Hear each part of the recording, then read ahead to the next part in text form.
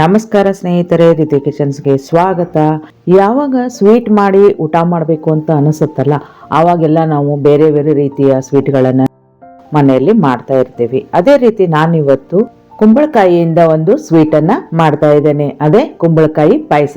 ನೋಡಿ, ನಾನು ಸಣ್ಣ ಒಂದು ತುಂಡಿನಷ್ಟು ಕುಂಬಳಕಾಯಿ, ಸಿಹಿ ಕುಂಬಳಕಾಯಿಯನ್ನು ತಗೊಂಡಿದ್ದೇನೆ. ಅದರ ಸಿಪ್ಪೆಯನ್ನೆಲ್ಲ ನೀಟಾಗಿ ತಗೊಳ್ತಾ ಇದ್ದೇನೆ. ಸಾಂಪ್ರದಾಯಿಕವಾಗಿ ಪಾಯಸನ ಹಾಲಿನಲ್ಲಿ ಮಾಡ್ತಾರೆ, ಆದರೆ ನಾನಿವತ್ತು ಹಾಲು ಹಾಕದೇನೆ ಹುರಿದು ಮಾಡ್ತಾ ಇದ್ದೀನಿ. ಕುಂಬಳಕಾಯಿಯನ್ನು ಚೆನ್ನಾಗಿ ತುರ್ಕೊಳ್ಬೇಕು.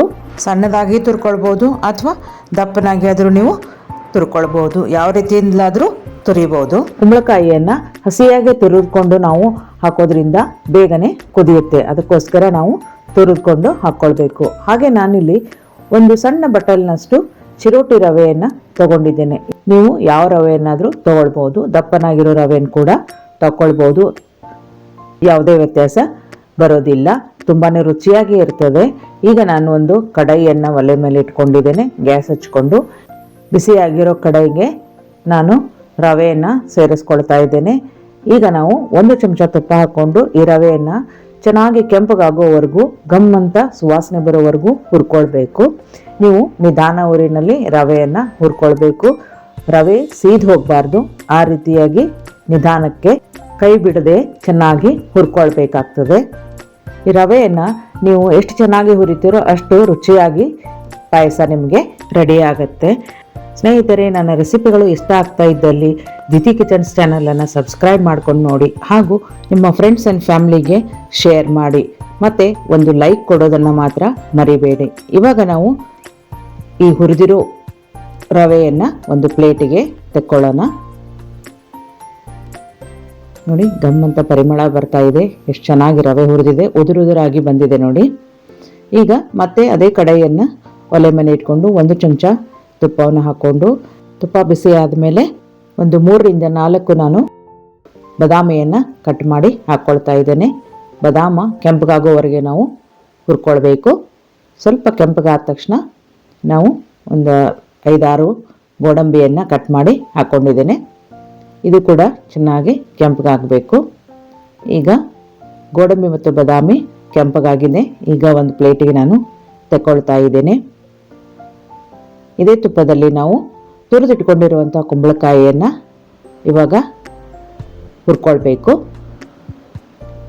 ಕುಂಬಳಕಾಯಿ ತುಪ್ಪದಲ್ಲಿ ಚೆನ್ನಾಗಿ ಹುರಿಯೋದ್ರಿಂದ ಅದು ಮೆತ್ತಗಾಗಿ ಬಿಡ್ತದೆ, ಅಂದರೆ ಬೇಗನೆ ಸಾಫ್ಟಾಗಿ ಬಿಟ್ಟಿರ್ತದೆ.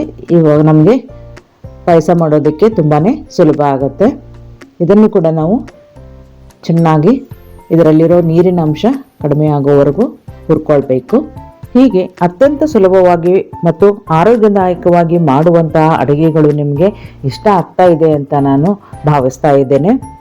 ಒಂದು 5ರಿಂದ 8 ನಿಮಿಷಗಳ ಕಾಲ ನಾವು ಈ ಕುಂಬಳಕಾಯಿ ತುರಿಯನ್ನು ಚೆನ್ನಾಗಿ ಹುರ್ಕೊಳ್ಬೇಕು. ಇದು ಮೆತ್ತಗಾಗಿ ಬಿಡ್ತದೆ ಹುರಿದ ತಕ್ಷಣ. ನೋಡಿ, ಚೆನ್ನಾಗಿ ಮೆತ್ತಗಾಗ್ತಾ ಇದೆ. ಈಗ ಒಂದು ಪ್ಲೇಟಿಗೆ ನಾನು ತೆಕ್ಕೊಳ್ತಾ ಇದ್ದೇನೆ. ವಾರದಲ್ಲಿ 1 ಸಾರಿ ಆದರೂ ಈ ರೀತಿಯಾದ ಸ್ವೀಟನ್ನು ನೀವು ಮಾಡಿ ಮನೆಯವರಿಗೆಲ್ಲ ಬಡಿಸಿ. ಈಗ ನಾನು ಒಲೆ ಮೇಲೆ ಒಂದು ಪಾತ್ರೆಯನ್ನು ಇಟ್ಕೊಂಡಿದ್ದೇನೆ.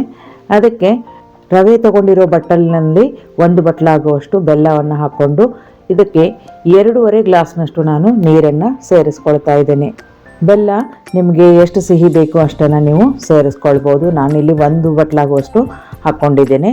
1-2 ಏಲಕ್ಕಿಯನ್ನು ನಾನು ಬಿಡಿಸಿ ಕುಟ್ಟಿ ಪಾಯಸಕ್ಕೆ ಹಾಕ್ಕೊಳ್ತೇನೆ.